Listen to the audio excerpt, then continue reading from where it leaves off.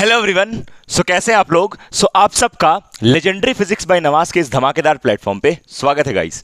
आज हम लोग यूनिट्स एंड मेजरमेंट के अंदर एपिसोड नंबर 11 लेके आ गए एरर्स के अंदर। एरर्स #2। इससे पहले हम लोग एक लेक्चर एरर के ऊपर कर चुके हैं, जो कि मतलब पिछले वाले लेक्चर का ये कंटिन्यूएशन है। इसके पहले वाले लेक्चर में हम लोग एरर को थोड़ा सा इंट्रोड्यूस करके और एक्यूरेसी और प्रिसीजन, जिससे न्यूमेरिकल आ रहा है, मतलब जिससे क्वेश्चन आ रहा है, नीट में आ रहा है, जेईई मेन में भी आ रहा है, उसको डिस्कस करके हम लोग एरर में आगे प्रोसीड कर रहे हैं। मतलब ये आज का लेक्चर प्लानर है जो भी हम इस लेक्चर में कवर करने वाले हैं उसके ऊपर। और एक चीज़ और आपको हम बता दें कि ये जो लेक्चर है ये क्लास 11th के जो स्टूडेंट्स हैं वो इसको देख सकते हैं। और इसमें क्लास 11th का सारा थ्योरी जैसा आता है मतलब आपके एग्ज़ाम में, अगर आप 11th में, तो वो भी कवर होगा बेसिक्स से। और ये जो वीडियो है ये नीट वाले स्टूडेंट्स भी देख सकते हैं जिनको फिजिक्स में दिक्कत होता है, जिनको फिजिक्स में बहुत ज़्यादा प्रॉब्लम होता है, बेसिक से नहीं आता है फिजिक्स। ये कंप्लीट फिजिक्स है, ऐसा कुछ नहीं होता है नीट के लिए ये हो गया, ये जेईई मेन के लिए होगा। हाँ, ये अलग बात है कि जो मेरे पास हम जो वन शॉट वीडियोज़ लेके आएंगे वो सिर्फ स्पेशली जैसे नीट को सिर्फ टारगेट करके या जेईई मेन को टारगेट करके। बट ऐसा है कि ये जो लेक्चर है ये डिटेल्ड लेक्चर है, इसमें हम सारा चीज़ डिटेल में बात करेंगे। ठीक है, तो यहाँ पर देखिए हम लिख दिए हैं नीट का भी सारा कॉन्सेप्ट कवर होगा। इवन जो हम आपको इस लेक्चर में 8 क्वेश्चन करवाएंगे उसमें से बहुत सारा नीट का पीवाईक्यू भी होगा और जेईई मेन का भी पीवाईक्यू हम लोग लेंगे। और इस लेक्चर मतलब जो भी मेरा लेक्चर आ रहा है ना, उसमें ऐसा कुछ नहीं कि कुछ कॉन्सेप्ट छूट जाएगा, सारा कॉन्सेप्ट कवर होगा, कुछ भी नहीं छूटेगा। हाँ, जेईई एडवांस का लेवल का जो क्वेश्चन है उसको हम इसमें नहीं लेंगे, वीडियो फालतू का लेंदी होगा। उसके लिए हम जब चैप्टर कंप्लीट होगा जो तो अलग से इसके लिए आएगा। तो ये जो आपका वीडियो है ये क्या चीज़ को टारगेट करके बनाया हुआ यहाँ पर लिखा हुआ है, डिटेल्ड लेक्चर है, मतलब फाड़ के एकदम सारा डिटेल, मतलब कुछ भी नहीं छूटना, सब एवरीथिंग कवर्ड। और कम से कम टाइम में, मतलब पूरा फिजिक्स अच्छे से डिटेल में। जैसे बोला जाता है ना कि वन शॉट वीडियो देख करके फिजिक्स समझ में तो आएगा लेकिन बस काम चलाओ। और इन सब वीडियोज़ को देख के बढ़िया बढ़िया कोचिंग का जो मॉड्यूल है सब लगेगा।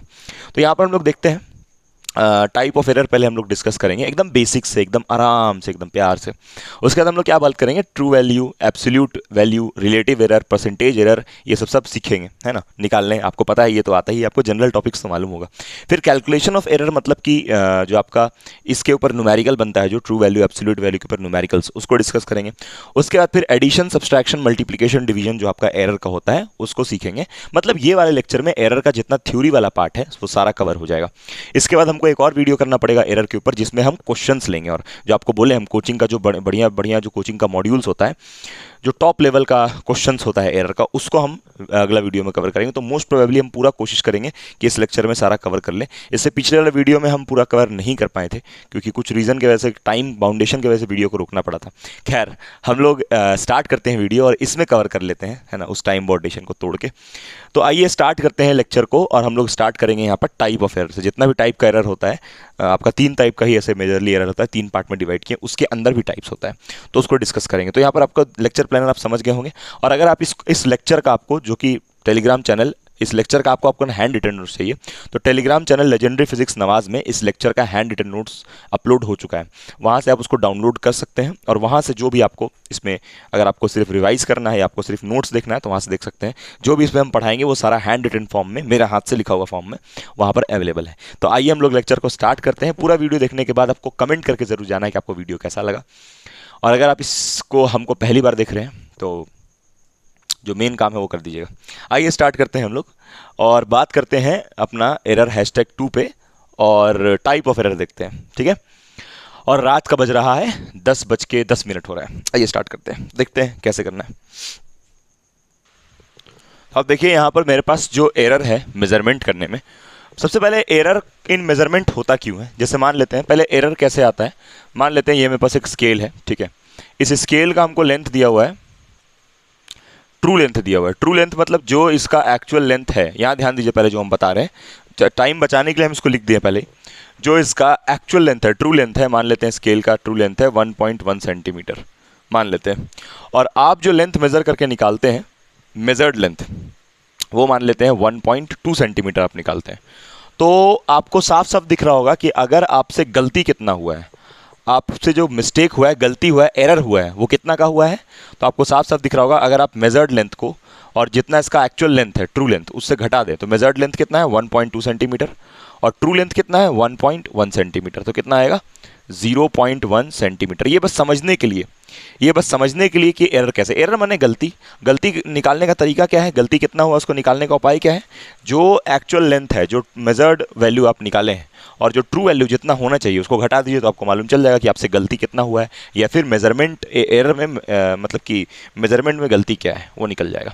तो यहाँ पर देखिए आपको एरर का फॉर्मूला दिख रहा होगा, सीधा सीधी measured value minus true value. ये आपको मेजर्ड वैल्यू, ये ट्रू वैल्यू, वही यहाँ पर लिखा हुआ है। आई डोंट थिंक सो इसमें कोई दिक्कत होगा। अब हम लोग चलते हैं अलग अलग जो टाइप होता है एरर का, वेरियस टाइप्स ऑफ एरर, क्या क्या टाइप होता है एरर का। तो यहाँ पर देखिए पहला मेरे पास टाइप है, एरर का टाइप ऐसे 3 होता है। मेजरली हम लोग एरर को 3 पार्ट में क्लासीफाई किए हैं।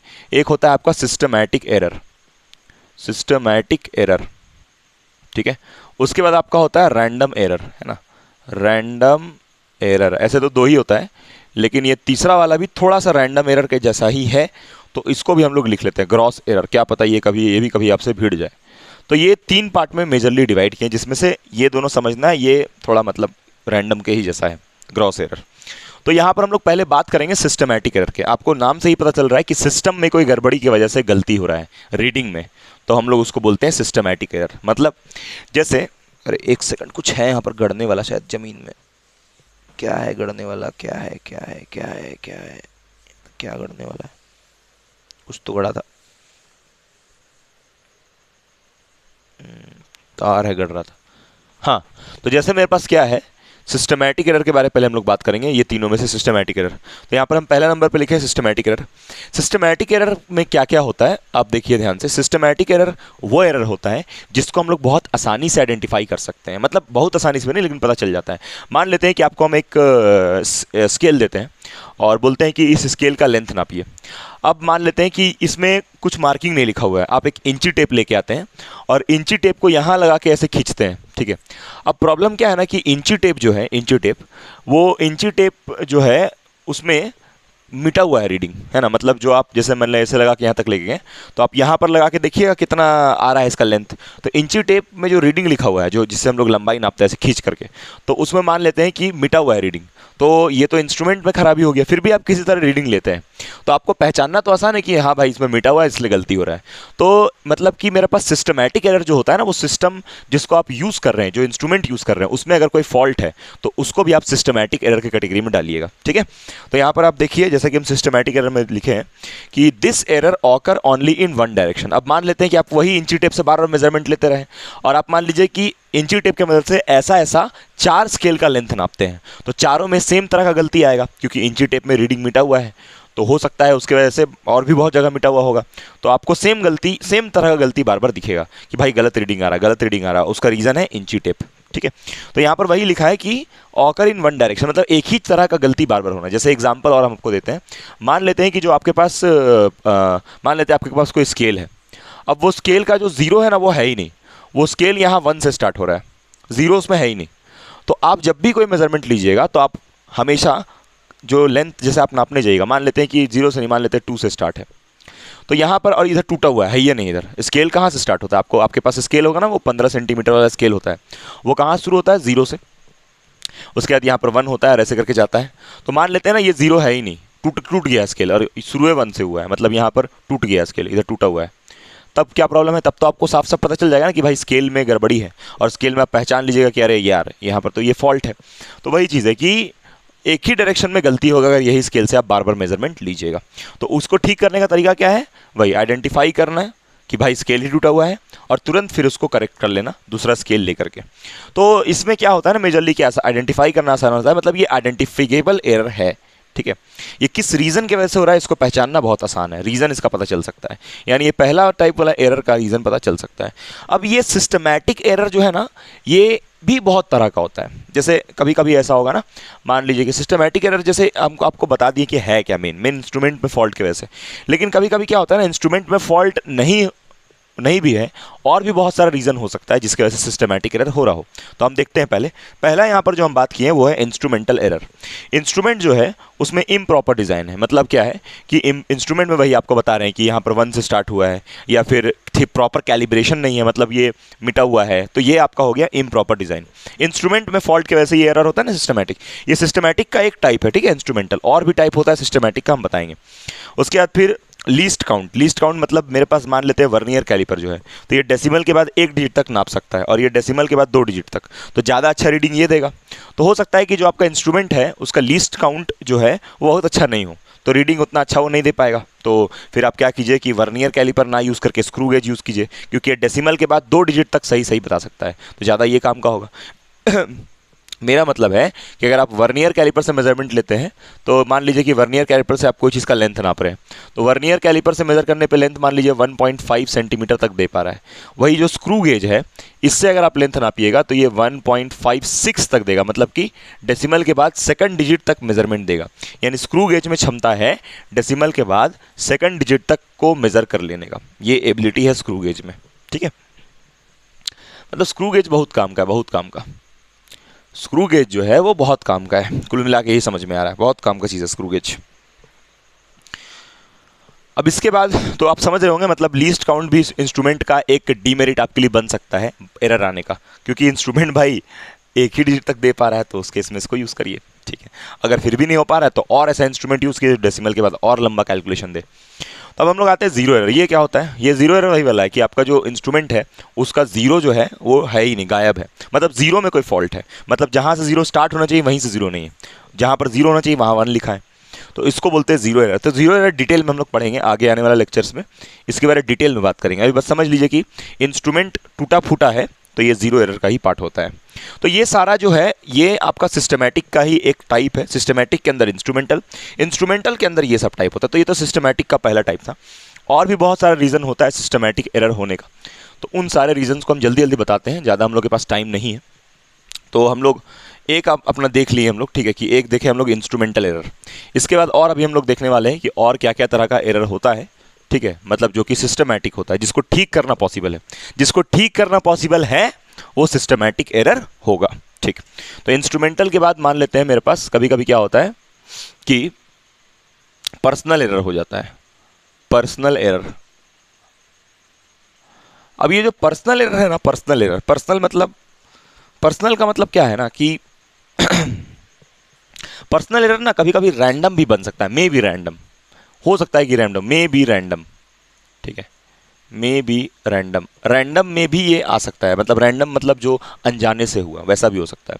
लेकिन ये पर्सनल एरर को ना आइडेंटिफिकेबल तो है, ये आइडेंटिफिकेबल मतलब इसको आइडेंटिफाई हम लोग कर सकते हैं। रैंडम भी कभी कभी हो सकता है, मे भी बोल रहे हैं, ऑलवेज रैंडम नहीं, मे भी रैंडम बोल रहे हैं, मतलब रैंडम एरर का भी टाइप में ये आ सकता है। लेकिन ऐसे पर्सनल एरर आइडेंटिफिकेबल है, इसलिए एकदम रैंडम बोल देना इसको थोड़ा गलत हो जाएगा। तो पर्सनल एरर क्या होता है? जैसे मान लेते हैं कि आपका जो आँख है, आँख में आपका विजन में कुछ गड़बड़ी है, मतलब आप आँख से ठीक से नहीं देख पाते हैं। तो अगर आप आँख से ठीक से नहीं देख पाते हैं तो आपका आँख में फॉल्ट है, डिफेक्ट है आपका आँख में। तो आपको अगर कहीं पर मान लीजिए लिखा है, मान लीजिए कहीं पर लिखा है 1, ऐसा होता भी है जिसको मान लीजिए दूर का देखने में दिक्कत होता है, तो कहीं पर मान लीजिए 6 लिखा है, जैसे हमको दूर का देखने में दिक्कत है तो हमको वो कभी कभी 9 के जैसा दिखेगा, बहुत दूर से देखने पे 6 हमको 9 के जैसा दिखेगा। तो ये तो मेरा अपना पर्सनल एरर हुआ, तो क्या ये हम आइडेंटिफाई नहीं कर पाएंगे? कर पाएंगे, मेरा कोई आइडेंटिफाई बिल्कुल हो पाएगा। ठीक है, तो ये 6 हमको ये पता रहेगा ना कि भाई 6 हमको 9 के जैसा दिखता है, तो हम कोशिश करें अपना दोस्त को बोल दे कि देखो भाई कितना लिखा है बताओ तो देख के। तो ये पर्सनल एरर भी कहीं ना कहीं आइडेंटिफिकेबल है, इसीलिए ये सिस्टमैटिक एरर के भी अंदर आता है। तो इसका पर्सनल एरर का एग्जांपल क्या हो सकता है? Less vision from I site, from eyes, come vision की वजह से, तो ये आइडेंटिफिकेबल है, लेकिन इसीलिए ये आपका जो हम लिखे थे हेडिंग सिस्टमैटिक एरर उसी के अंदर है ये, तो इसको तो आइडेंटिफाई कर सकते हैं। ठीक है, अब चलते हैं हम लोग तीसरे पॉइंट पे, जो जितना बात इसमें हो सकता था हम कर दिए। रैंडम भी ये हो सकता है, क्या पता ऐसा बोल दे कुछ अगर और वर्ड यूज़ करे, जैसे अगर मान लीजिए कि पर्सनल एरर के बारे में आपसे कभी क्वेश्चन आ गया नीट में या जेई में, थ्योरेटिकल क्वेश्चन, ये सब तो थ्योरेटिकल है यार, थ्योरेटिकल ही वाला है, तो थ्योरेटिकल आ गया तो आप वहाँ पर ना ठीक से पढ़िएगा कि पर्सनल एरर में वो कहाँ लेके जा रहा है। अगर को उस देखिए ये तो रैंडम नहीं हुआ कि आपको विजन थोड़ा कम है, लेकिन अगर वो इस तरह का बात करने लगे कि आइडेंटिफाई नहीं हो पा रहा है, नहीं पहचान पा रहे हैं, आदमी में ही फॉल्ट है, कुछ ऐसा कुछ बोल दे जो कि आइडेंटिफाई नहीं हो रहा है, तो समझ जाइए कि वो सिस्टमैटिक नहीं, रैंडम अभी इसके बाद जो पढ़ना है उसमें चला जाएगा। ठीक है, तो इसमें थोड़ा सोचना होगा आपको। अब चलते हैं हम लोग तीसरे पॉइंट पे, ये इंस्ट्रूमेंटल हो गया, ये हो गया। कभी कभी क्या होता है ना, इन्वायरमेंटल कंडीशन है ना, इन्वायरमेंटल कंडीशन भी आपका इसी के अंदर आएगा, सिस्टमैटिक के अंदर। मतलब जैसे मान लेते हैं कि जहाँ पर आप एक्सपेरिमेंट कर रहे हैं वहाँ का इन्वायरमेंट कैसा है ना। तो जैसे मान लीजिए टेम्परेचर चेंज कैसा है, उसके बाद फिर आपका विंड स्पीड कैसा है, विंड स्पीड मान ले, बहुत सारा और रीज़न। जैसे मान लेते हैं कि आप क्या कर रहे हैं ना, कि आप देखे होंगे कि कभी कभी क्या होता है लैब में हम लोग कभी कभी क्या होता है ना, जैसे कि लाइट से एक्सपेरिमेंट करते हैं। तो आप ये देखे होंगे लेज़र लाइट जो होता है ना, वो लेज़र लाइट का अगर आप ऐसे लेज़र लाइट से खेले होंगे आप, तो उसका जो बिंदु होता है लाल वाला, वो जो बिंदु है लेज़र लाइट का, उसको आप सब जगह देख सकते हैं। लेकिन लेज़र लाइट से वो जो लाल लाल रेज निकल के जा रहा है वो नहीं दिखता है। तो अगर वो रेज को आपको विजिबल करना है तो जो रूम है ना उसमें स्मोक पैदा करना पड़ेगा, धुआं पैदा करना पड़ेगा, तो ही वो रेज आपको विजिबल होगा। अब मान लेते हैं कि आप वो लेज़र लाइट का रेज देखना चाहते हैं और उसके थ्रू कोई एक्सपेरिमेंट परफॉर्म करना चाहते हैं। अब आप धुआं तो कर रहे हैं, लेकिन रूम में क्या है, हवा बहुत चल रहा है, विंड स्पीड बहुत ज़्यादा है, विंड स्पीड है मतलब उसमें, और आपको पता भी, और आपको फिर उस वजह से जो आप धुआं कर रहे हैं वो धुआं इधर उधर हो जा रहा है। तो इस वजह से आपको फिर प्रॉपरली वो आपका जो लेज़र लाइट का आपको रे देखना था वो नहीं दिख पा रहा है। तो कहीं ना कहीं ये जो विंड स्पीड है ये रिस्पॉन्सिबल होगा आपका जो आप जो एक्सपेरिमेंट कर रहे हैं उसमें एरर पैदा करने के लिए। ठीक है, टेम्परेचर चेंज, मान लेते हैं कि आप कभी क्या कर रहे हैं कि कोई रूम का टेम्परेचर नाप रहे हैं। अब वो रूम का टेम्परेचर क्या हो रहा है ना, वैरी कर रहा है बहुत ज़्यादा, तो आपसे नप नहीं पा रहा है। लेकिन देखिए ये सब ना आइडेंटिफिकेबल है। बोलिएगा सर आइडेंटिफिकेबल कैसे है? ये सब आइडेंटिफिकेबल इसीलिए है क्योंकि आपको कहीं ना कहीं मतलब आप इसका पता कर सकते हैं। मतलब जब तक इसमें ना लिखे, जब तक इसमें लिखे इस तरह का कि नॉन यूनिफॉर्म, या फिर ये लिख दे कि अनप्रिडिक्टेबल, मतलब ये सब आप प्रिडिक्ट कर पा रहे हैं, मतलब आप जान पा रहे हैं ये सब, है ना। तो आप देखिएगा कि अगर कुछ भी ऐसा लिखेगा कि पहचान नहीं पा रहे हैं, खोज नहीं सकते हैं, तब आप समझ जाइएगा कि वो इंस्ट्रूमेंटल में मतलब सिस्टमैटिक में फॉल नहीं करेगा। तो ये सब भी सिस्टमैटिक का ही पार्ट हुआ कि अगर कुछ आपका एक्सपेरिमेंटल सेटअप के अगल बगल जो इन्वायरमेंट है उसमें कोई फॉल्ट है तो और आप आइडेंटिफाई उसको कर पाएँ, तब वो आएगा आपका सिस्टमैटिक में। नहीं तो ये सब रैंडम भी हो सकता है ये रैंडम हो, अगर वैसा कुछ लिखे क्वेश्चन में तो कि मतलब पहचान नहीं पा रहे हैं। अगर लिख दे कि ये सब आइडेंटिफिकेबल है, लिख देते हैं ये सब अगर आइडेंटिफिकेबल है, आइडेंटिफिकेबल, तभी ये आपका जाएगा सिस्टमैटिक में। ठीक है, अब चलते हैं हम लोग आखिरी पॉइंट पे। ठीक है, आखिरी पॉइंट जो है इसमें हम जो आपको नोट्स में प्रोवाइड किए हैं, आखिरी इसमें वही है आपका कि इम्परफेक्शन टेक्निक एक्सपेरिमेंटल टेक्निक, ये भी हो सकता है इम्परफेक्शन, ज़्यादा अंतर वाला बात नहीं हुआ। इन एक्सपेरिमेंटल टेक्निक मतलब आप ना जब एक्सपेरिमेंट कर रहे हैं तो आप परफेक्टली उसको नहीं कर पा रहे हैं, और बार बार आप इम्परफेक्टली कर रहे हैं तो आपका दोस्त पहचान लेगा कि भाई अरे यार तुम तो हर बार वही गलती किया है, तुम तो हर बार इस इंस्ट्रूमेंट को ठीक से नहीं यूज़ किया है। तो ये भी आइडेंटिफाई करना पॉसिबल है। ठीक है, तो ये सब आपका हो गया पर सिस्टमैटिक एरर के अंदर कि सिस्टम में कोई, आप भी तो सिस्टम का ही पार्ट हुए ना। आपसे मान लीजिए कि आप इम्परफेक्शन इन एक्सपेरिमेंटल टेक्निक, आपको ठीक से एक्सपेरिमेंट ही नहीं करने आता है, आपको इंस्ट्रूमेंट को ठीक से यूज़ ही करने नहीं आता है। और एक चीज़ और ध्यान रखना है, लेकिन आपको इंस्ट्रूमेंट यूज़ नहीं करने आता है और वही गलती आप बार बार रिपीट कर रहे हैं। मतलब ऐसा ना हो कि पहला बार में आप कोई और गलती करें और दूसरा बार में इंस्ट्रूमेंट को यूज़ करते वक्त कोई और गलती करें और तीसरा बार में इंस्ट्रूमेंट को यूज़ करते वक्त कोई और गलती करें, फिर ये सिस्टमैटिक का पार्ट नहीं होगा। ये सारा सिस्टम, ये जितना आपको 4 टाइप का लिखवा है ये सारा सिस्टमैटिक के अंदर आता है, और ये सब सिस्टमैटिक का पार्ट तभी होगा जब ये आइडेंटिफिकेबल होगा। तो इम्परफेक्शन इन एक्सपेरिमेंटल टेक्निक में जो आपसे एरर हो रहा है वो एरर वन डायरेक्शन में होना चाहिए। वन डायरेक्शन में होने का मतलब क्या है कि एक ही गलती आपसे बार बार होना चाहिए, तब जाके वो सिस्टमैटिक में आएगा। तो यानी सिस्टमैटिक एरर को ना ढूंढ के ठीक करना ही पड़ेगा। अगर ढूंढ के इसको ठीक नहीं करिएगा तो बार बार वही गलती रिपीट होते रहेगा, और एक ही गलती बार बार रिपीट होगा क्योंकि सिस्टम में फॉल्ट है। तो इसीलिए इसको ढूंढ के ठीक करना होगा, ये अपने आप ठीक नहीं हो सकता है।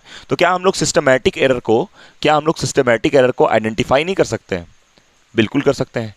ठीक है, क्या systematic error more and more reading लेने से क्या सिस्टमैटिक एरर को हम लोग ठीक कर सकते हैं? मतलब मेरे से गलती हो रहा है, हमको पता है, अब हम क्या करते हैं, उस गलती को नहीं ढूंढते, बार बार रीडिंग लेते हैं। तो क्या उस गलती को हम ठीक कर सकते हैं? और अगर वो सिस्टमैटिक एरर है तो आंसर है नहीं। बार बार रीडिंग लेने से सिस्टमैटिक एरर ठीक नहीं होता है, ढूंढना पड़ता है कि सिस्टम में कहाँ गड़बड़ी है। तो मतलब इस तरह का भी एरर अभी आगे आएगा जिसमें क्या है, बार बार रीडिंग लेने से वो एरर नलीफाई हो जाएगा। भाई ऐसा क्या होगा, देखते हैं। तो ये क्लियर है। तो ये हम जो बात किए ये किसके बारे में बात किए? सिस्टमैटिक एरर के बारे में कंक्लूजन लिखे हैं। ठीक है, तो टाइम ज़्यादा खींच गया हमको लगता है सिस्टमैटिक में। चलिए कोई बात नहीं, अब रैंडम और ग्रॉस फटाफट देखते हैं, आगे बढ़ते हैं। पहले लिखने के पीछे पागल नहीं होना है, पहले यहाँ पर ध्यान से जो हम बता रहे हैं, ये सेकंड वाला जो मेरा एरर का टाइप होता है उसको ठीक से समझ लेना है, उसके बाद में लिखना है। पहले देखिए यहाँ पर क्या है, रैंडम एरर क्या होता है। रैंडम एरर वो एरर है जो कि आपको साफ साफ दिख रहा होगा, अनप्रिडिक्टेबल, जिसको प्रिडिक्ट नहीं कर सकते हैं। फॉर एग्जाम्पल मान लेते हैं कि आपका दोस्त, आप मान लीजिए मेजरमेंट ले रहे हैं, है ना। अब मेजरमेंट लेते वक्त क्या होता है, मान लीजिए आप एमीटर है, एमीटर से आप करंट मेज़र कर रहे हैं। अब एमीटर से करंट मेज़र करते वक्त एग्जांपल आपको दे रहे हैं हम, क्या गलती हुआ उसमें, जो करंट का ट्रू वैल्यू आना चाहिए था वो आना चाहिए था 1.1 एम्पियर, और आप जो मेज़र करके निकाले वो आया 1.2 एम्पियर। लेकिन आप अगले बार जब रीडिंग लिए, मेज़र किए, तो 1.1 एम्पियर ठीक आ गया। मतलब एक बार में गलती हुआ और दोबारा में जब रीडिंग लिए तो सही आ गया, जितना आना चाहिए था रीडिंग जो वही आया, मतलब जो करंट वायर में था उसी को एमीटर सही रीड कर लिया।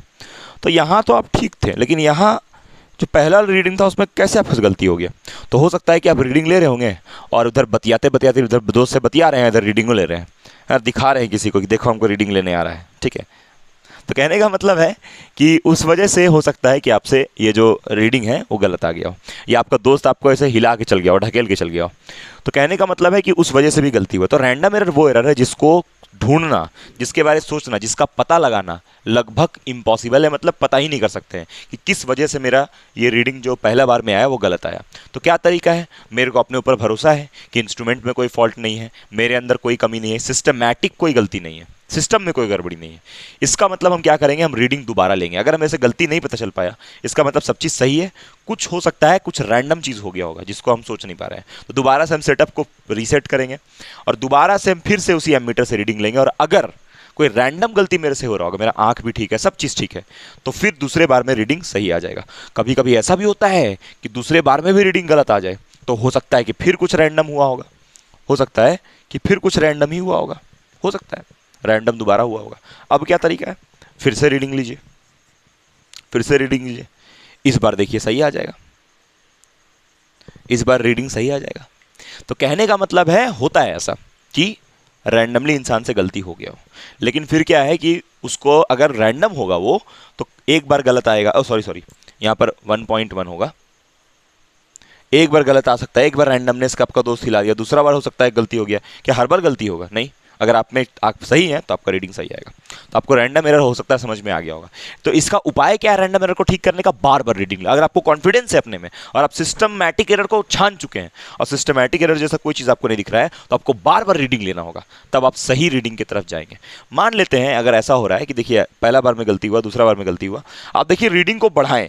आप रीडिंग को क्या किए, रीडिंग मतलब समझते हैं ना, रीडिंग मतलब आप जो ऑब्जर्वेशन ले रहे हैं, आप रीडिंग को बढ़ाएं तो आपसे जो एरर है, एरर कम हो गया। आप देख सकते हैं, आप रीडिंग देखिए यहाँ पर 1.2 आ रहा था तो कुछ एरर था, फिर आप रीडिंग को बढ़ाएं, ठीक है, रीडिंग को आप इंक्रीज किए तो आप देख सकते हैं एरर यहाँ आते आते कम हो गया, गलती कम हो गया, ठीक है, एक भी गलती नहीं बचा। तो देखिए यहाँ पर क्या लिखे हैं, the error which cannot be associated with any constant cause, मतलब एक ही गलती बार बार ना हो।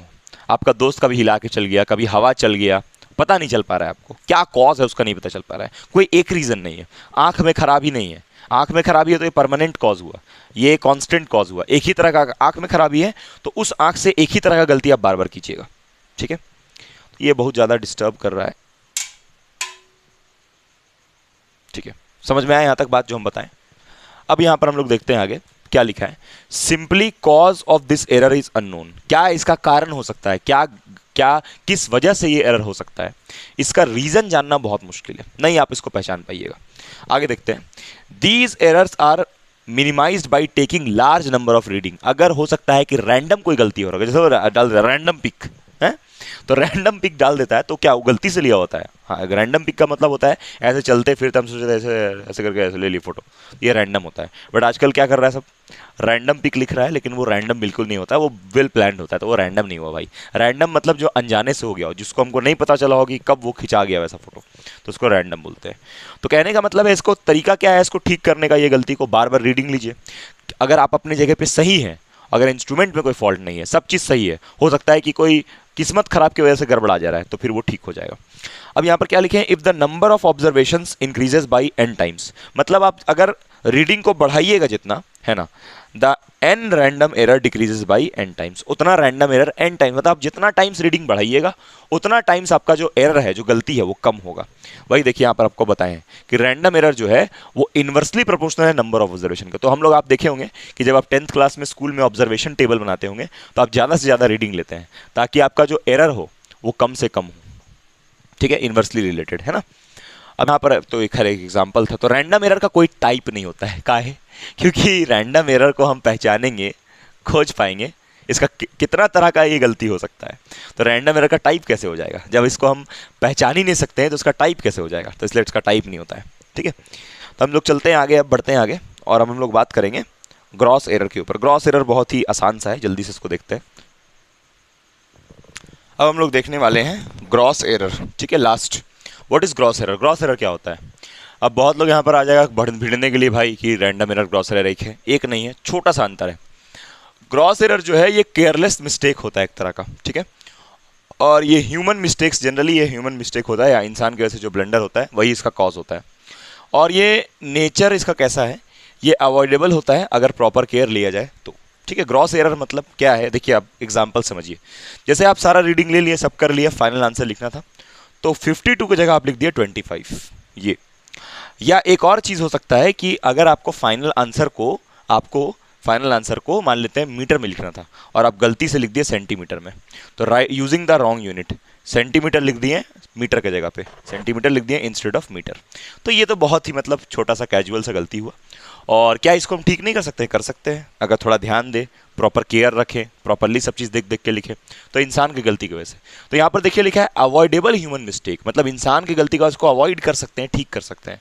लेकिन रैंडम एरर को ऐसे देख के ठीक नहीं कर सकते हैं, बार बार रीडिंग लेना पड़ेगा, बार बार रीडिंग लेना पड़ेगा। मतलब रैंडम एरर को मिनिमाइज कर सकते हैं। अभी आप बोलिएगा सर आप पीछे जो एग्जाम्पल दिए उसमें मीटर का जितना ट्रू वैल्यू था उतना ही आप ला के दिखा दिए। भाई वो एक एग्जाम्पल था कि बार बार रीडिंग लेने से हम एरर को मिनिमाइज कर सकते हैं, खास करके रैंडम एरर जैसे गलती को। अनअवॉइडेबल मतलब इसको अवॉइड कर सकते। रीडिंग लीजिए तो ही ये कम होगा, कम होगा, कम होगा, उसके बाद लगेगा ऐसा कि कंप्लीटली हट गया है। नेचुरल फ्लक्चुएशन जैसे एग्जाम्पल मान लेते हैं कि आप क्या करते हैं कि जैसे वो वाला एग्जाम्पल था, कहीं पर मान लीजिए धुआं हो जा रहा है, धुआं है रूम में और वो हवा चल रहा है और हवा कभी तेज चल रहा है, कभी धीमा चल रहा है। तो आप पता नहीं कर पा रहे हैं कि कैसे क्या करें कि मेरे पास ये हवा किस समय पे नहीं चले या किस समय पे ये हवा से हम मतलब कि किसी तरह निकल के सही रीडिंग ले ले। तो ये नेचुरल फ्लक्चुएशन हो कि हवा रैंडम टाइप का चल रहा है। अगर हवा एक ही तरह का चल रहा है, ना बढ़ रहा है ना घट रहा है, तो वो आपका फिर आ जाएगा उसके अंदर, सिस्टमैटिक के अंदर। फिर आप क्या कीजिएगा कि ऐसा कुछ सेटिंग कीजिएगा कि अगर हवा भी चले तो आप बच जाइएगा। लेकिन अगर हवा कभी तेज कभी धीमा चलने लगा तो ये रैंडम में आ जाएगा। यानी विंड स्पीड रैंडम भी हो सकता है, सिस्टमैटिक भी हो सकता है। ये डिपेंड करता है कि सवाल आपको कैसा परोस रहा है। अगर सवाल में बोल रहा है कि आइडेंटिफिकेबल नहीं है विंड स्पीड, तो वो आपका रैंडम हो जाएगा। और अगर विंड स्पीड आइडेंटिफिकेबल है कि विंड किस गति से ब्लो कर रहा है, तब फिर वो हो जाएगा आपका सिस्टमैटिक। तो उम्मीद करते हैं आपको ये पूरा समझ में आया होगा। तो अब इसके बाद हम लोग चलते हैं आपका मेन कैलकुलेशन की तरफ। वो जो आपका था topic absolute error, mean absolute error, personal error, length fund. अब ना हम चाहते, पर्सनल एरर बोलते सॉरी, जितना कैलकुलेशन वाला पार्ट है एरर का, तो हम अगर चाहें ना तो आपको हम ये जितना भी आपका हम नाम लिए अभी, एब्सोल्यूट एरर, ट्रू मतलब पहले तो आपका आएगा ये ट्रू वैल्यू, फिर आएगा आपका एब्सोल्यूट वैल्यू, फिर आप मतलब एब्सोल्यूट एरर, उसके बाद आपका आएगा मीन एब्सोल्यूट एरर, फिर आपका आएगा रिलेटिव एरर, फिर आपका आएगा परसेंटेज एरर। तो हम चाहें तो ये सब जितना भी एरर है टाइप, ये सब जितना भी टाइप्स है, इसको हम क्या करें कि आपको एक इसका थ्योरी लिखवाना स्टार्ट कर दे, बट कोई फ़ायदा नहीं है। सबसे पहले हम क्या करेंगे ना कि ये वाला जो टॉपिक है मेरा, जो जितना ए टाइप का एरर का नाम हम लिए, ये सब जितना भी तरह का एरर जो न्यूमेरिकल्स जिससे हम लोग बनाते हैं कि कितना परसेंट गलती हुआ है, उसके लिए जो न्यूमेरिकल सॉल्व करते हैं, तो उसमें आपको पहले न्यूमेरिकल ही हम बताते हैं, उसके बाद इसको लिखवा देंगे। पहले आप एक क्वेश्चन देख लीजिए, क्वेश्चन देखने के बाद तब हम सबको आपको जितना भी ये सब नाम लिए हम उसको इकट्ठा कर देंगे। तो आइए सवाल से ये सबको हम लोग समझते हैं, ये सब जो हम नाम लिए हैं अभी, ठीक है। तो हेडिंग है कैलकुलेशन ऑफ एरर, जिसमें हम लोग पहले कैलकुलेशन का थ्योरी नहीं, पहले हम लोग सवाल इसके ऊपर देखते हैं। कैलकुलेशन ऑफ एरर्स, जिसके अंदर हम लोग पहला पढ़ने वाले हैं। पहला जो अपना टॉपिक है वो है, मतलब पहला टॉपिक क्या है, मतलब अपना क्वेश्चन है पहले यहाँ पर ठीक है, क्वेश्चन हम लेते हैं। क्वेश्चन नंबर ये इस वीडियो का हमको लगता है 1 होगा। ठीक है, अब देखिए कहाँ तक खींचता है वीडियो, है ना। टाइम हम लोग का बाउंडेशन तो है ही, जहाँ तक में से हो पाता है हम बताएंगे। अच्छा, यहाँ पर ना एक क्वेश्चन था नीट 2000, मतलब ये पहला क्वेश्चन था नीट 2023 का क्वेश्चन, आपको हम यहाँ लिख रहे हैं, आप इसका आंसर बताइएगा। क्वेश्चन नंबर 1 होगा ये, यहाँ पर लिख देते हैं। यहाँ पर बोला है ना कि मेरे पास बोला है कि अनप्रिडिक्टेबल, स्पेलिंग हम अनप्रिडिक्टेबल फ्लक्चुएशन है टेम्परेचर में। अब स्पेलिंग हम उतना ध्यान नहीं दे रहे, फ्लक्चुएशन है टेम्परेचर में, अनप्रिडिक्टेबल फ्लक्चुएशन है टेम्परेचर में। और यहाँ पर 4 ऑप्शन दिया है। पहला दिया है इंस्ट्रूमेंटल एरर, ये कौन सा एरर होगा पूछा है, इंस्ट्रूमेंटल एरर होगा। बी में पूछा है कि ये पर्सनल एरर होगा, पर्सनल एरर होगा। ठीक है, सी ऑप्शन में बोला है कि ये एक तरह का लीस्ट काउंट एरर होगा, लीस्ट काउंट एरर। ठीक है, और आखिरी में बोला है ये रैंडम एरर होगा। बताइए ये जो आपका अनप्रिडिक्टेबल फ्लक्चुएशन हो रहा है टेम्परेचर में, ये किस एरर में फॉल करेगा। अनप्रिडिक्टेबल फ्लक्चुएशन हो रहा है, टेम्परेचर चेंज कर रहा है। टेम्परेचर चेंज आपको हम बताए थे सिस्टमैटिक होता है, लेकिन जब चेंज हम लोग पता कर पाए कि कितना टेम्परेचर चेंज कर रहा है, कितना टेम्परेचर चेंज कर रहा है, जब इसका हम लोग पता लगा पाए, तब वो टेम्परेचर चेंज जो है वो आपका सिस्टमैटिक में फॉल करेगा। कितना टेम्परेचर चेंज हो रहा है इसका हम जब पता नहीं लगा पाए, या जैसे कि बोला है अनप्रिडिक्टेबल फ्लक्चुएशन है टेम्परेचर में, तब फिर वो आपका फॉल करेगा रैंडम एरर में। ये तो सिस्टमैटिक है, ये भी सिस्टमैटिक, ये भी सिस्टमैटिक, रैंडम एरर है क्योंकि अनप्रिडिक्टेबल है। ठीक है, तो ये नीट का 2023 का क्वेश्चन था। आइए हम लोग चलते हैं क्वेश्चन नंबर 2 की तरफ। तो 2 में हम वही आपको सिखाएंगे, कैलकुलेशन ऑफ एरर, जो अलग अलग तरह का एरर होता है उनका कैलकुलेशन। तो यहाँ पर देखिए, आप पहले आपके पास यहाँ पर एक डेटा दिया हुआ है, बोला है कि length of a rod measured. हम लोग रॉड लिए और रॉड का लेंथ मेजर्ड किए, कितना है एक्सपेरिमेंट में, एक एक्सपेरिमेंट है ना, इन एक्सपेरिमेंट क्या क्या मेजर किए, 2.48 मीटर, 2.46 मीटर, और मेजर किए 2.49 मीटर, और हम लोग मेजर किए 2.50 मीटर, और हम लोग मेजर किए 2.48 मीटर। ये मेजरमेंट्स हम लोग लिए हैं। ठीक है, अब आपको बोला है कि पहले आपको बोलना है फाइंड, पहला आपसे पूछा है एवरेज लेंथ। दूसरा आपसे पूछा गया है absolute error in each observation, her observation में एब्सोल्यूट एरर कितना है। ठीक है, तीसरा आपसे पूछा गया है परसेंटेज एरर कितना है, ये पूछा गया है। तो इधर वाला क्वेश्चन हम मिटा देते हैं। ठीक है, तो ये आपका सवाल है, ठीक है, आज के लेक्चर का। तो हम लोग इसको सॉल्व करते हैं पहले। ठीक है, तो सॉल्व करते हैं, ये देखते हैं। तो मैं बस बोला ना कि रॉड है, और मान लेते हैं कि रॉड का कुछ लेंथ होगा अपना, है ना, कोई रॉड होगा, इसका लेंथ मान लेते हैं कुछ एल होगा, पता नहीं कितना है। ठीक है, इसका ट्रू लेंथ कितना है नहीं दिया है, पता नहीं, ट्रू लेंथ नहीं पता इसका। और आपको क्या बोला है, ये पता है ना टॉपिक है ना कैलकुलेशन ऑफ एरर, इसका थ्योरी लिखवाने से पहले, मतलब थ्योरी में जो इतना फॉर्मूलाज है उसको लिखवाने से पहले एक सवाल के थ्रू पूरा दिमाग में आपको सेट कर दे रहे हैं। अच्छा, एवरेज लेंथ को हम लोग और क्या क्या बोलते हैं, ट्रू लेंथ, और क्या बोलते हैं इसको, मीन लेंथ। कहीं भी ये सब वर्ड मिले सबका मतलब सेम होगा, है ना, average value, true value, mean value, सब सेम चीज़ है। तो आपको पहले क्या बोला है कि एक रॉड है जिसका हम लोग एक एक्सपेरिमेंट में लेंथ नापते हैं, और इसका ट्रू लेंथ कितना है रॉड का उसको नहीं बताया। बोला है कि ये 1 2 3 4 5 ऑब्जर्वेशन लेते हैं, और आप देख सकते हैं कि ये पांचों ऑब्जर्वेशन पास है। तो अब क्वेश्चन ये उठता है कि इन सब में से रॉड का ट्रू लेंथ कौन सा होगा। भाई लेंथ तो ये भी है, लेंथ तो ये भी है, लेंथ तो ये भी है, लेंथ तो ये भी है, लेंथ तो ये भी है, तो कौन सा सही होगा। अब एकदम पास है रीडिंग, तो क्या पता लगाना पॉसिबल है कि कौन सा मेजरमेंट इसमें सही होगा, मुश्किल है। इन सब में से कौन सा मेजरमेंट सही होगा इसको पता लगाना क्या है, मुश्किल है। तो हम क्या करें फिर, हम पहले क्या करेंगे, फर्स्ट पार्ट देखिए इसमें सॉल्यूशन में हम क्या करेंगे, पहले इसका निकाल देखिए एवरेज लेंथ। ठीक है, तो पहले इसमें एवरेज लेंथ या ट्रू लेंथ, मतलब इसमें ट्रू कौन सा है, तो हम क्या करेंगे ना, इन सब का एवरेज ले लेंगे। क्या तरीका है एवरेज लेने का, मान लेते हैं कि ये लेंथ का एवरेज लेना है तो एल बार लिख लेते हैं। ये जो लेंथ हम लोग नाप के निकाले हैं इसको L1 ले लेते हैं, ये जो हम लोग सेकंड बार नाप के निकाले हैं उसको L2, इसको L3 ले लेते हैं, ये वाले को ले लेते हैं L4, और ये जो पांचवा में निकाले हैं उसको ले लेते हैं L5। अब जितना भी ऑब्जर्वेशन है सबको जोड़ते हैं, L1 plus L2 plus L3 plus L4 plus L5, और कितना रीडिंग लिए हैं, कितना ऑब्जर्वेशन लिया गया है, 5। तो यहाँ पर 5 से डिवाइड, मतलब क्या करेंगे, length number of observation by total number of observation. Number of observation कितना है उनको लिख लीजिए, उनका सम कर लीजिए, है ना। उसके बाद divide by total number of observation, कितना बार ऑब्जर्वेशन, मतलब ये एक तरह का एवरेज वैल्यू है। इसलिए इसका हम ये ट्रू लेंथ निकालेंगे ना, मतलब इन सब में से कौन सा सही लेंथ होगा, क्योंकि सब पास पास है, तो कौन सा सही होगा उसका निकालने का यही उपाय है कि आप पांचों को जोड़ के 5 से भाग कर दीजिए, तो आपको ट्रू का एक आइडिया लग जाएगा। तो आइए देखते हैं, तो कितना कितना वैल्यू है, 2.48 plus 2.46 plus 2.49 plus 2.50 sorry 2.50 plus 2.48, और इसको हम लोग को डिवाइड करना पड़ेगा 5 से, ठीक है। तो इसको डिवाइड कर लेते हैं फटाफट और देखते हैं क्या आ रहा है वैल्यू उसका। तो इसका जोड़ क्या आ रहा है, हम जल्दी लिख रहे हैं ताकि आपका टाइम बचे। 1/5 मीटर और इसको डिवाइड करने पे 2.482 मीटर इतना आ रहा है। अब इसको एक काम करते हैं, हम लोग राउंड ऑफ कर देते हैं, ठीक है। तो अगर राउंडिंग ऑफ करेंगे सेकंड डिजिट तक तो आपको दिख रहा होगा ये 8 है, और जो 8 है, 8 के बाद वाला डिजिट जो है वो 2 है, और 2 आपको दिख रहा होगा 5 से छोटा है। राउंडिंग ऑफ चल रहा है, ये पढ़ाया गया पहले ही, है ना, पहले लेक्चर्स में।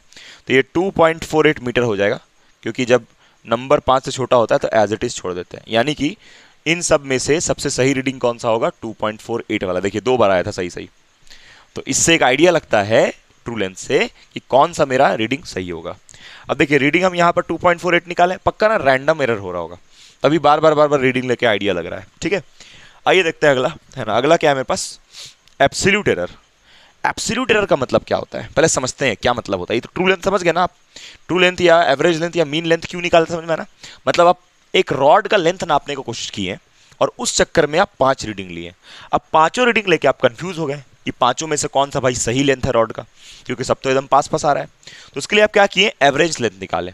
एवरेज लेंथ से आप पता लगाने की कोशिश किए कि कौन सा लेंथ सही है। तो एवरेज लेंथ से एक आइडिया लग जाता है कि इन सब में से सबसे सही ऑब्जर्वेशन कौन सा है, मतलब किसको हम अपना ये मान सकते हैं रेफरेंस, मतलब इसको रेफरेंस मान के हम कंपेयर करेंगे कि किसमें कितना गलती हुआ है।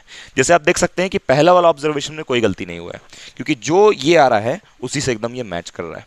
दूसरा वाला ऑब्जर्वेशन में गलती हुआ है क्योंकि ये थोड़ा पीछे है। ये वाला में गलती, ये वाला में भी गलती हुआ है क्योंकि ये आगे है। इसमें भी गलती हुआ है क्योंकि ये आगे है, और ये वाला में गलती एक भी नहीं हुआ है। तो इस तरह से आप पता कर सकते हैं। अच्छा, उसके बाद लिखा है आपको absolute error in each observe. Absolute का मतलब क्या होता है कि हर एक ऑब्जर्वेशन में कितना गलती हुआ है, हर एक में कितना गलती है उसको निकालेंगे हम लोग, ठीक है। तो अब इसका एक फॉर्मूला होता है absolute error in each observation को निकालने का। आइए देखते हैं फटाफट, ठीक है, आइए देखते हैं। तो एब्सोल्यूट एरर कैसे निकालेंगे देखते हैं आइए। तो यहाँ पर मेरे पास जो सेकंड पार्ट है वो है absolute error in each observation. Absolute error जब भी निकालते बोलता है तो हर एक, तो इसका पहले फॉर्मूला हम आपको बता देते हैं। एब्सोल्यूट एरर को हम लोग ऐसे डिनोट करते हैं डेल्टा से, डेल्टा, और जो भी लेंथ के बारे में बात कर रहे हैं तो इसलिए यहाँ पर लेंथ लिख देंगे। इसका फॉर्मूला होता है जो आपके पास मेजर्ड लेंथ है, मतलब जो आप मेजर करके निकालें, माइनस जो, मतलब जो आप ट्रू लेंथ है, सॉरी जो ट्रू लेंथ है उसको आप माइनस करते हैं मेजर्ड लेंथ से, ठीक है। अब ना ये एब्सोल्यूट एरर हमेशा पॉजिटिव होता है, इट इज ऑलवेज पॉजिटिव। तो अगर आप चाहें तो इसको ऐसे भी लिख सकते हैं, मतलब इसमें से मॉड लगा, मॉड लगाने से क्या होता है, सामने वाली चीज़ पॉजिटिव हो जाता है। मॉड क्या है, मॉड बहुत लोगों को नहीं पता होगा। मॉड उसको बोलते हैं जो कोई भी जो सामने वाला चीज़ आता है उसको प्लस कर देता है। पानी पहले पी लेते हैं हम थोड़ा।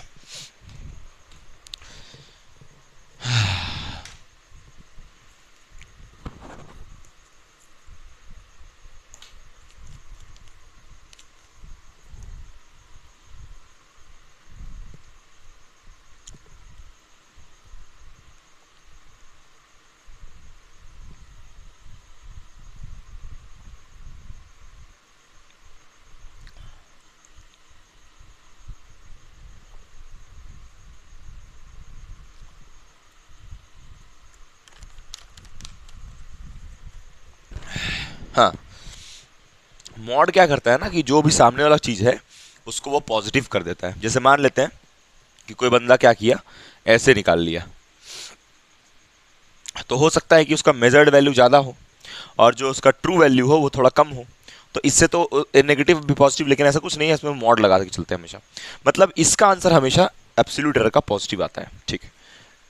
तो दोनों फॉर्मूला चलेगा आपके लिए, चाहे आप ट्रू वैल्यू को माइनस कीजिए मेजर्ड वैल्यू से, चाहे मेजर्ड वैल्यू को ट्रू वैल्यू से, दोनों चलेगा। तो आइए देखते हैं। पहले हम लोग बात करेंगे इसमें फर्स्ट वाले में, क्योंकि बोला है एब्सोल्यूट एरर इन ईच। तो मान लेते हैं पहला ऑब्जर्वेशन के बारे में बात कर रहे हैं, तो एरर इन फर्स्ट ऑब्जर्वेशन। तो उसके लिए क्या करेंगे, जो आपका ट्रू वैल्यू है उसको हम लोग घटा देंगे मेजर्ड वैल्यू से। तो आपका पहला ये तो आपको एल बार हम निकाल के दिखाए थे, अभी एल बार निकाल के आपको हम दिखाए थे, एल बार निकाल के आपको हम दिखाए थे 2.8 इतना सेंटीमीटर निकाल के दिखाए थे एल बार। तो आप क्या कीजिएगा, एल बार की जगह डालिएगा 2.48, और जो आप पहला मेजरमेंट लिए हैं वो भी कितना है 2 पॉइंट, मतलब इसमें एक भी एरर, इसमें एक भी एब्सोल्यूट एरर नहीं है, ठीक है, जीरो, एक भी इसमें एब्सोल्यूट एरर नहीं हुआ है। हम लोग बाकी सबका भी ऐसे ही निकालेंगे। तो तीसरा वाला पार्ट देख रहे हैं, परसेंटेज एरर, ठीक है। तो एक काम करते हैं, हम इसको ऊपर वाला को मिटा देते हैं, ठीक है, जगह यहाँ पर थोड़ा सा नहीं बन रहा है। चलिए अब हम लोग क्या करते हैं, इधर लिखते हैं, चलिए आगे आइए इधर लिखते हैं। अब हम निकालेंगे डेल्टा L2, तो उसके लिए क्या करेंगे, L बार माइनस L1 L2। तो आप देख सकते हैं L बार कितना है, L बार है 2.48 माइनस L2 कितना है 2.46, यानी ये आया 0.02। ये गलती हुआ आपसे 0.02, मतलब इसमें 0.02 गलती हुआ है।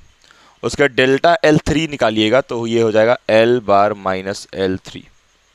तो ये है 2.48 माइनस L3 कितना है, L3 है 2.49, यानी ये हो जाएगा 0.01, ठीक है। उसके बाद आप निकालिएगा डेल्टा L4 चौथे वाले में, तो L बार माइनस L4, L बार माइनस L4, तो L बार कितना है, L बार आप निकाले थे जो, वो था 2.48 माइनस L4 कितना है, इधर दिख रहा है भी है कि नहीं पता नहीं भाई, देख ले जरा, ठीक है, वो दिख तो रहा है। L4 है आपका, L4 2.50, तो इसका जो आंसर आने वाला है वो है 0.02, और इसमें मॉड लगा देंगे तो जो भी वैल्यू आया 0.02 वो पॉजिटिव हो जाएगा, ठीक है। उसके बाद चलते हैं हम लोग L4 के बाद L5 पे। तो L5 वाले में जब आप निकालिएगा एरर इन L5, तो उसके लिए आप क्या कीजिएगा, एरर इन L5, तो L बार माइनस L5, मतलब कि ट्रू लेंथ माइनस मेजर्ड, तो फिर से मॉड लगा के ताकि पॉजिटिव आए। तो L कितना है, L बार कितना है 2.48, और L5 कितना है 2.48, यानी कितना आ रहा है 0, मतलब इसमें भी एक गलती नहीं हुआ। तो ये हो गया आपका एब्सोल्यूट एरर। तो हम आपको ABCD लिख देते हैं, ये पहला हो गया, ये पहला हो गया, पहला ऑब्जर्वेशन में जो गलती है, ये दूसरे वाले में जो भी है, ठीक है, और ये तीसरे वाले में गलती जो हुआ है, और ये चौथे वाले में जो गलती हुआ है वो, ठीक, और ये पांचवें वाले में, ठीक है।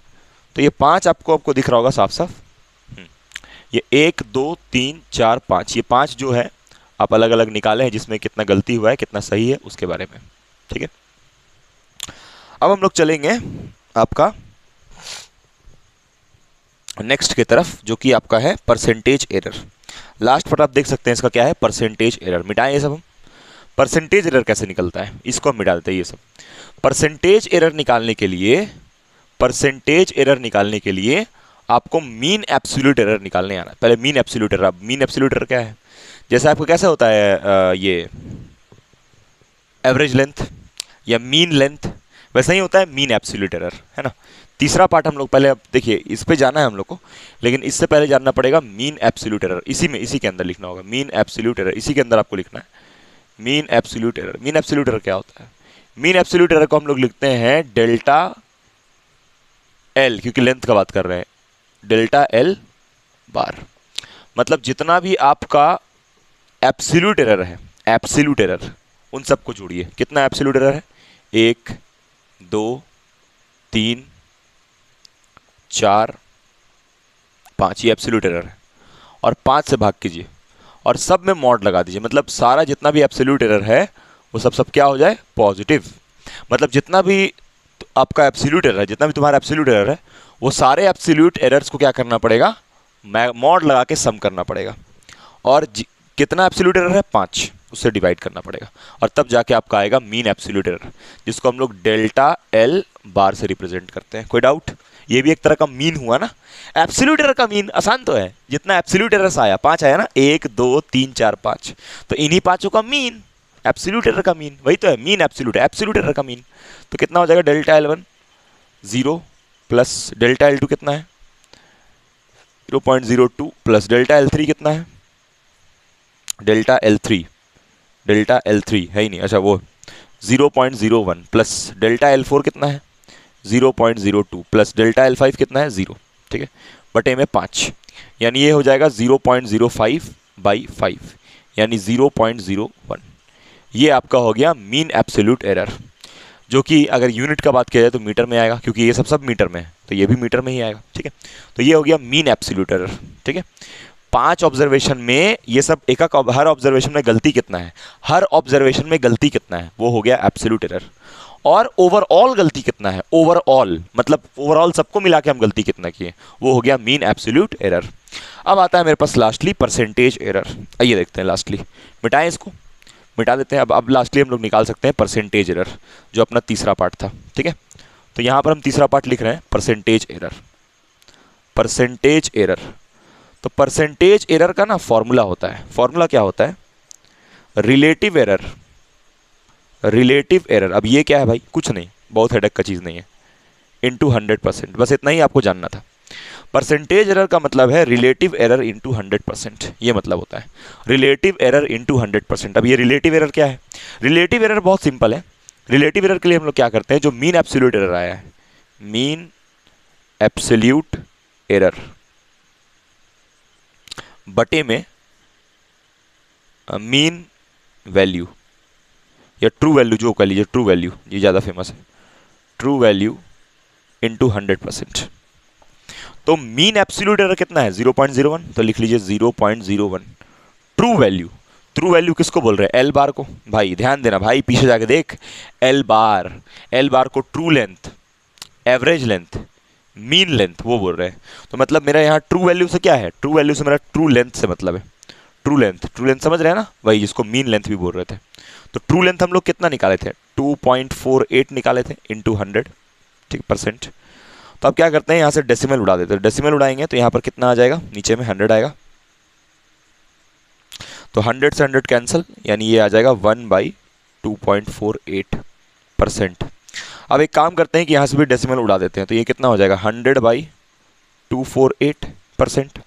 अब इसको डिवाइड करके हम लोग को एग्जैक्ट वैल्यू अगर मिले, ठीक है, इसको डिवाइड करने पे जो इसका एग्जैक्ट वैल्यू आता है वो आता है 0.40%, 0.40%, ये इसका वैल्यू होगा 0.40%। तो उम्मीद करते हैं ये पूरा लेक्चर आपको 100% समझ में आया होगा, और इसमें आपसे कोई गलती भी नहीं, मतलब इसमें आपको पूरा समझ में आया होगा, ठीक है। इसको डिवाइड अगर हम लोग करें एक बार, है ना, तो खैर ये आपको क्लियर होगा, ठीक है। तो आज के लिए इतना ही रखते हैं, क्योंकि टाइम हम लोग के पास बाउंडेशन है। इसके बाद हम लोग आगे कंटिन्यू करेंगे अपना आने वाला लेक्चर में। तब तक के लिए थैंक यू, अगले क्लास में हम लोग मिलते हैं, बाय बाय।